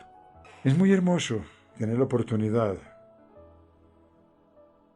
de ayudar al Señor a entender todo lo relacionado. Ahora, vamos a tomar la enseñanza bíblica Deo gratias, que esto viene del latín. Pero vamos primero a tomar el libro de San Marcos, capítulo 4, 26 al 29, cuando dice que el reino de Dios ha venido en este presente. Amén. Dice así Marcos, capítulo 4, versículos 26 hasta el 29. Decía además, así es el reino de Dios, como cuando un hombre echa semilla en la tierra, y duerme y se levanta de noche y de día, y la semilla brota y crece sin que él sepa cómo. Porque de suyo lleva fruto la tierra, primero hierba, luego espiga, después grano lleno en la espiga, y cuando el fruto está maduro, enseguida se mete la hoz, porque la siega ha llegado. Es cuando dice que la siega está madura. Algo que aprendemos en esta enseñanza bíblica es que el reino de Dios no se detiene. El reino de Dios es efectivo. El reino de Dios es real. Porque se va extendiendo con el tiempo. Aunque no sea... Esto es muy importante porque aunque no sea notable y claramente visible, continuamente se va instaurando en todas las áreas de la sociedad. En la política, en la economía, social, cultura, entre muchos. El reino de Dios es semejante a la semilla que el labrador sembró en la tierra. Una vez que la semilla es puesta entre la tierra, aunque el labrador no la pueda ver con sus ojos, irá creciendo. Porque como es tan diminuta, esta no va dando sino únicamente crecimiento que es imperceptible al ojo humano. Primero, hierba, luego espiga, luego grano lleno en la espiga y luego el fruto está maduro. Enseguida se mete la hoz porque la siega ha llegado, porque el fruto está maduro. Por tanto, aunque no veamos los frutos inmediatamente, en la búsqueda del reino, no nos desanimemos ni perdamos la esperanza. Es hora de trabajar, es hora de empezar, es hora de cambiar. Es tiempo que Dios no tardará en llegar y la obra del reino de Dios se perfeccionará en varias formas por medio del nombre de Dios. Los cristianos que vivieron en los siglos I al III después de Cristo, que fue la época de la iglesia primitiva, donde se generaron muchísimas cosas, cuidaron de la fe por medio de las brutales persecuciones que continuaron por más de 300 años. Ellos tenían una expresión característica para despedirse, como si fuera prueba de su gran fe. Al separarse luego de una reunión, se despedían diciendo Deo gratias, que quiere decir gracias a Dios en latín.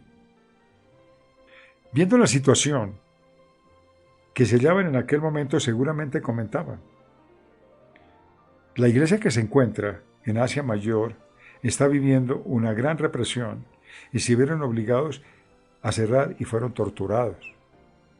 Y deben haber orado sosteniendo las manos frías de los nervios.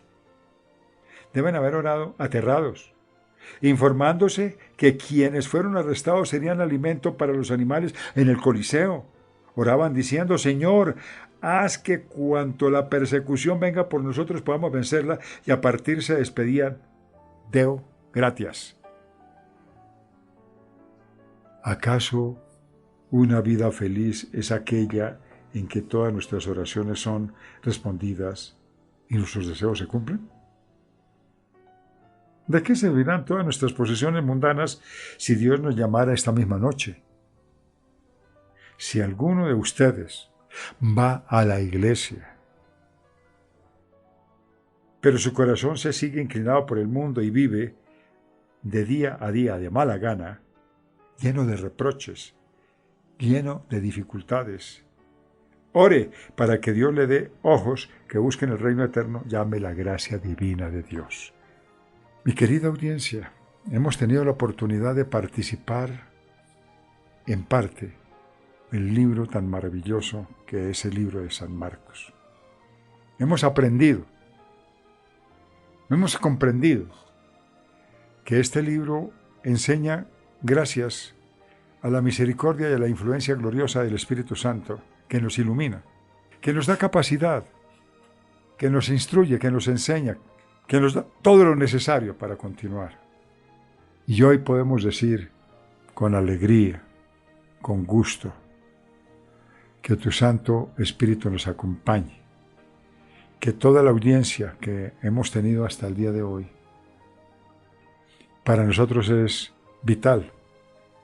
Ahí que nosotros aprendemos y sentimos que la maravillosa excelencia de la grandeza, del poder, de la gracia, nos ha unido para aprender juntos un cambio, una restauración, un arrepentimiento, un cambio, una gloria y una manifestación del Espíritu Santo, y con reconocer que Cristo es el que ha hecho milagros y seguirá haciendo milagros en nuestras vidas, para que nos hinquemos, le agradezcamos, obedezcamos y sigamos adelante. Así que estuvo con nosotros hoy nuestro hermano David leyendo los versículos bíblicos, nuestra hermana Julieta Alejandra en el máster, y toda esta audiencia que colabora, a los que mandan los links para que los escuchen, a los que llaman para que los hermanos estén atentos, para los que realmente se regocijan y los que escuchan su programa encaminameradio.com, para ellos y todas las ondas que llegan a diferentes lugares del mundo, un saludo fraternal, un saludo de amigo, un saludo de su pastor y amigo Laurentino López Aldana. Muchas gracias por la sintonía y nos veremos en el próximo programa, si Dios nos lo permite, en el nombre de Jesús. Amén. Amén. Ya nos despedimos en esta hora de la tarde. Muchas gracias por participar con nosotros. Saludamos a todos los que se tomaron el tiempo de dejar allí un mensaje en nuestra página oficial. En la parte inferior está el chat donde algunos nos saludan, donde algunos reportan su sintonía a través de nuestra línea WhatsApp o en nuestras redes sociales. Gracias a los que se conectaron desde países como Estados Unidos, Chile, España, México y Ecuador. Y también muy agradecidos con toda la sintonía que siempre nos acompaña desde diferentes regiones y ciudades de Colombia. Allí nos reportaron sintonía desde Pasto, Nariño, desde Bogotá, desde Cali, Bucaramanga y la zona costera de Colombia. Es una gran alegría que por este inmenso llamado que nos hace el Señor Jesucristo, porque es Él quien nos convoca, pues nos podamos unir desde diferentes partes del mundo y también podamos unirnos desde distintos lugares de Colombia. Nos encontraremos nuevamente en próximas emisiones. Los invitamos para que estén siempre en sintonía, muy conectados a su radioestación en caminameradio.com 24/7, transmitiendo palabra de verdad y de edificación, 100% sana doctrina. Muchas gracias por acompañarnos. Hasta la próxima emisión, si así Dios lo permite. Bendiciones para todos. Búscanos en Facebook como Encamíname Radio y vive una experiencia de amor con Dios.